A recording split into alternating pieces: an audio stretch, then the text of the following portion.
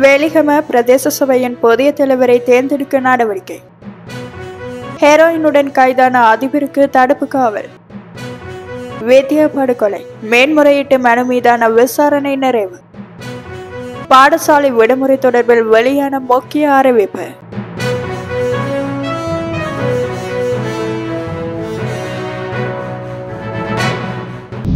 வேலிகம பிரதேச சபையின் புதிய தலைவரை தேர்ந்தெடுக்கும் நடவடிக்கை எதிர்வரும் நவம்பர் 28 நடைபெறும் என தீர்மானிக்கப்பட்டுள்ளது. இதற்கான வர்த்தமானி அறிவித்தல் தற்போது வெளியிடப்பட்டுள்ளது. வேலிகம பிரதேச சபையின் தலைவராக பதவி வகித்த லசந்த விக்ரமசேகர கடந்த அக்டோபர் 22 பிரதேச சபை அலுவலக அறையினுள் வைத்து சுட்டுக் கொல்லப்பட்டார்.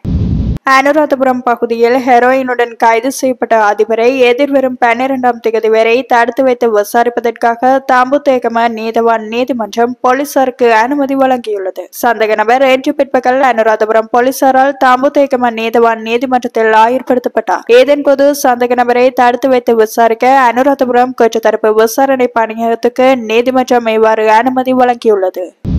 2015 ஆண்டு பெரும் சர்ச்சையை ஏற்படுத்திய யாழ்ப்பாண பாடசாலை மாணவி சிவலோகநாதன் வித்யா கடத்தப்பட்டு படுகொலை செய்யப்பட்ட சம்பவம் தொடர்பில் மரண தண்டனை விதிக்கப்பட்டிருந்த பிரதிவாதிகள் தாக்கல் செய்த மேன்முறையீட்டு மனுக்கள் மீதான விசாரணை இன்று நிறைவடைந்தது. இந்த குற்றச்சாட்டுக்காக குற்றவாளிகளாக காணப்பட்டு மரண தண்டனை விதிக்கப்பட்ட சுவிஸ்குமார் உட்பட ஏனைய பிரதிவாதிகளால் தாக்கல் செய்யப்பட்ட மேன்முறையீட்டு மனுக்கள் மீதான விசாரணையை இவ்வாறு நிறைவு செய்யப்பட்டுள்ளது. இதனையடுத்து உயர் நீதிமன்றம் இந்த வழக்கின் தீர்ப்பை ஒத்திவைத்து உத்தரவிட்டது. பிரதமர் நீதியரசர் பிரீதி பத்மன் சூரசேன தலைமையிலான 5 அடங்கிய உயர் நீதிமன்ற நீதியரசர்கள் குழாம் முன்னிலையில் இந்த மனுக்கள் மீதான விசாரணை நடைபெற்றமை குறிப்பிடத்தக்கது.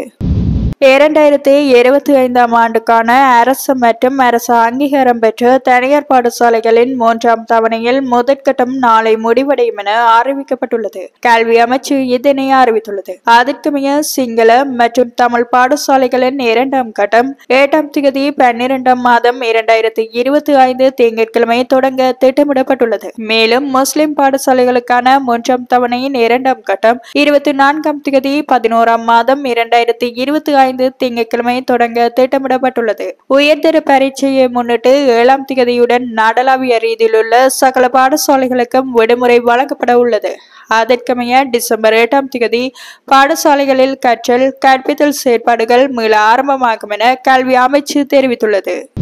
கைதிகளை தங்க வைப்பதற்காக தற்காலிக தடுப்பு மையங்களை கட்ட திட்டமிட்டுள்ளதாக சிறைச்சாலைகள் துறை தெரிவித்துள்ளது. சிறைச்சாலைகளில் தடுத்து வைக்கப்படுபவர்களின் எண்ணிக்கை மேலும் அதிகரித்து வருவதனால் இந்த நிலை ஏற்பட்டுள்ளது. நாடு முழுவதும் தற்போது தொடர்ந்து நடைபெற்று வரும் போதைப்பொருள் சோதனை சுற்றிவளைப்பு மற்றும் கைதுகள் காரணமாக இந்த நிலைமை ஏற்பட்டுள்ளதாக சிறைச்சாலைகள் திணைக்களம் தெரிவித்துள்ளது. அதன்படி நாடு முழுவதும் உள்ள சிறைச்சாலைகளில் தடுத்து வைக்கக்கூடிய கைதிகளின் எண்ணிக்கை 10,350 என்று தெரிவிக்கப்பட்டுள்ளது. எனினும் கிட்டத்தட்ட 37,000 பேர் தற்போது சிறைச்சாலைகளில் தடுத்து வைக்கப்பட்டுள்ளதாக சிறைச்சாலைகள் துறை தெரிவித்துள்ளது.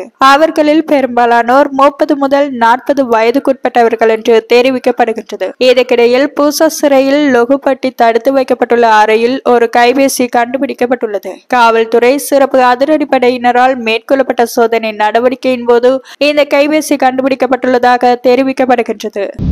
அதானி குழுமத்தால் கைவிடப்பட்ட மன்னார் காற்றாலை திட்டத்தை ஆரம்பிப்பதற்கு முன் புலப்பெயர் பறவைகள் தொடர்பில் ஆழமான ஆய்வை மேற்கொள்ள திட்டமிடப்பட்டுள்ளது. அதன்படி குறித்த ஆய்வுக்காக குறைந்தபட்சம் 1 அல்லது 2 ஆண்டுகள் வரை ஆகும் எனவும் தகவல் அறியும் வட்டாரங்கள் தெரிவிக்கின்றன. இந்த ஆய்வு குறித்த பகுதியில் புலம்பெயர்ந்த பறவைகளின் வடிவங்கள் மற்றும் வாழ்விடங்களை ஆய்வு செய்யும் எனவும் இது புலம்பெயர்ந்த பறவைகள் மீதான தாக்கத்தை புரிந்து கொள்ள உதவும் எனவும் தெரிவிக்கப்பட்டுள்ளது. தேவையான அனைத்து ஒப்புதல் பெற்ற பின்னர் அத்தகைய திட்டங்களை செயல்படுத்த ஒரு முதலீட்டாளர்களை தேர்ந்தெடுப்பதே தற்போதைய அரசாங்கத்தின் உத்தியாக கையாளப்பட உள்ளதாகவும் தகவல்கள் வெளியாகியுள்ளன. இதேவேளை எதிர்வரும் காலங்களில் மன்னாரில் காற்றாலை மின் உற்பத்தி திட்டங்களை நடைமுறைப்படுத்துவதை இடைநிறுத்துவதற்கு அரசாங்கம் நடவடிக்கை எடுத்துள்ளமை குறிப்பிடத்தக்கது.